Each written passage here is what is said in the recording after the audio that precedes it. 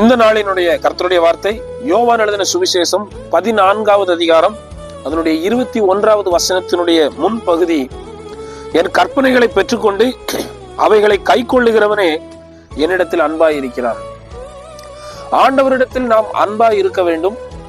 கர்த்தரை நாம் நேசிக்கிறோம், கர்த்தரிடத்தில் அன்பாய் இருக்கிறோம் என்பதற்கு பல காரணங்கள் வேதத்தில் சொல்லப்பட்டிருக்கிறது.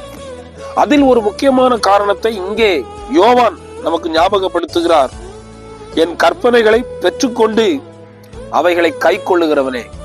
யாரெல்லாம் கர்த்தருடைய கற்பனைகளை பெற்றுக்கொண்டு, ஒரு சட்டம், ஒரு கட்டளை, ஒரு கற்பனை, ஒரு நியாயப்பிரமாணம், கர்த்தருடைய வார்த்தை இப்படித்தான் என்னை நடக்க சொல்லி இருக்கிறது, கர்த்தர் என்னோடு கூட இப்படித்தான் இதை செய்ய சொல்லி இருக்கிறார் என்று அவருடைய கற்பனைகளை பெற்றுக்கொண்டு அதன்படி செய்கிறவர், அவர் சொன்ன அந்த வார்த்தையை மீறாமல் அந்த கற்பனைகளை அப்படியே செய்கிறவர்கள் யாரோ அவர்கள் கர்த்தரில் அன்பாயிருக்கிறார்கள். நாமும் அவருடைய வார்த்தைகளை பெற்றுக்கொண்டு அதை நிறைவேற்றுவோம், அவரில் அன்பாயிருப்போம். அவர் நம்மை ஆசீர்வதிப்பாராக. ஆமென்.